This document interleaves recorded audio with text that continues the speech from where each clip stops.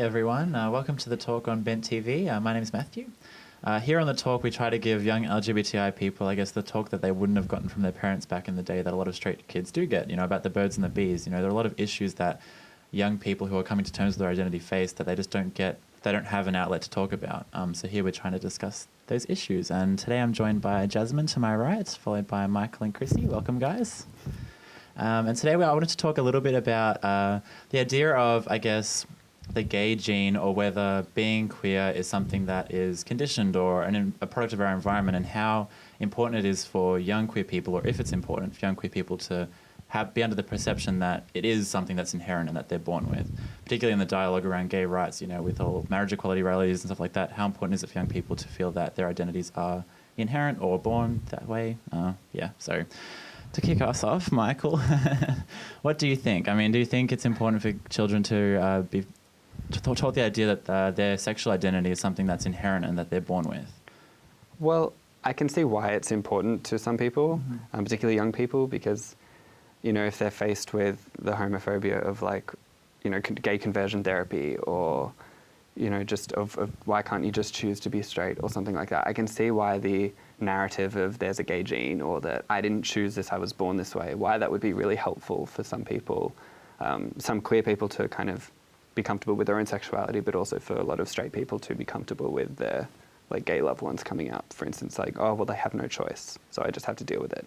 I can see why that's important, but at the same time, it's if I was to choose to be gay, one day I woke up and thought, you know what, today I'm just going to be gay, would that be bad? Would I therefore not deserve to have equal rights or respect or the same dignity that straight people has? I think the whole underlying narrative behind this idea of a gay gene is that, well, why would anyone choose to be gay? Because clearly being straight is the superior, preferable option. So therefore, it must be biological, which that no one ever tries to look for a straight gene. We never try and look for the origin of heterosexuality. Yeah. It's just assumed. And gay gene is this aberration of whatever this. Do you think here in Australia that the predominant, I guess, rhetoric around gayness or queer identity is that we're born this way, or do you think more people champion the idea that it is a construct, or it's something as a product of our environment? Do you see that, in the way people talk around gay rights? How do you think it normally comes? We can talk about pop culture and things like Lady Gaga's Born This Way, which isn't necessarily about a gay gene, but it is in a sense it feeds into that idea. Here in Australia, do you think that what kind of message do you think young people are fed more than the other? Yeah, I think that's really interesting. And I actually don't know, because I feel like when it comes to the platform of attitudes towards gay and homosexuality, I kind of probably look at more the Americans and how they view homosexuality, and it seems over there it's you can choose. But I'm not sure about here in Australia what the attitudes are here. Do you guys have? Let's ask our resident US person here on the floor. Jasmine, what do you think? In terms of America, I saw it as the opposite, actually.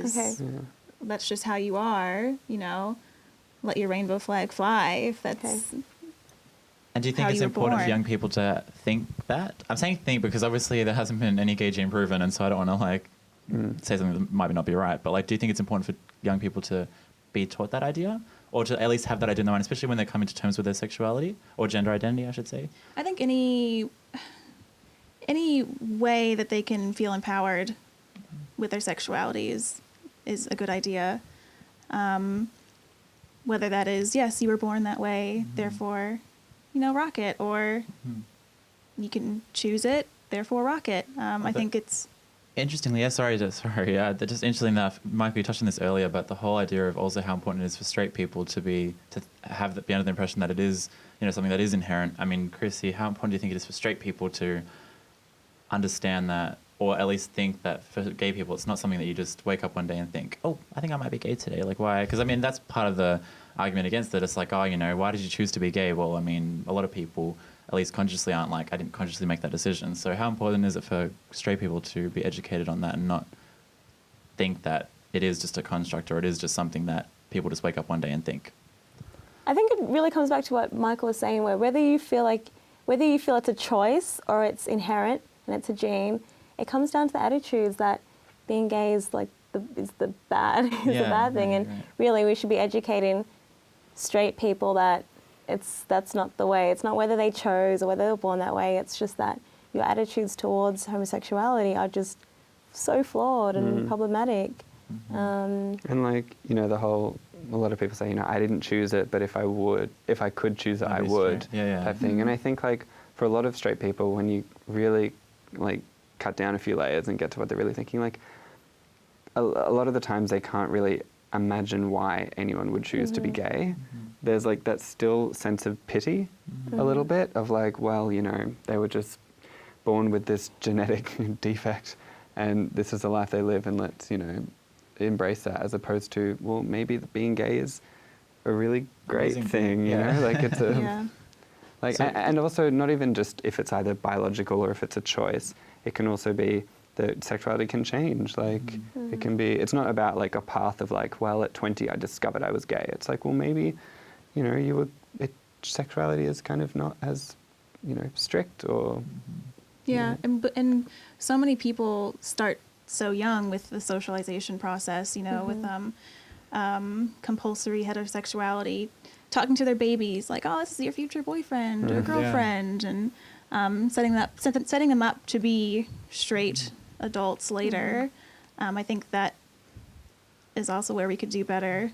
Do you think in an ideal world then that if the idea of sexual fluidity or gender fluidity was a lot more embraced and accepted by society at large, that it wouldn't matter if someone was born that way or they chose to be that way, it just wouldn't be seen as a negative thing? Like if you're gay, that's totally fine, whether you were straight beforehand or not. I mean, would that be, I mean, it's probably utopic, you know, but would that be where you would, what would be the ideal situation?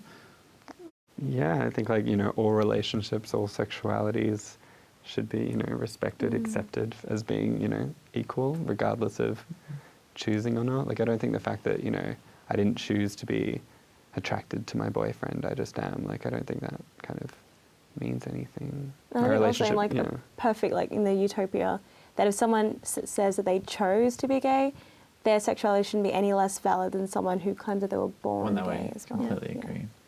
Unfortunately, we're out of time though, so thank you so much for joining me again, guys, and thank you for joining us here at the Talk on Bent TV.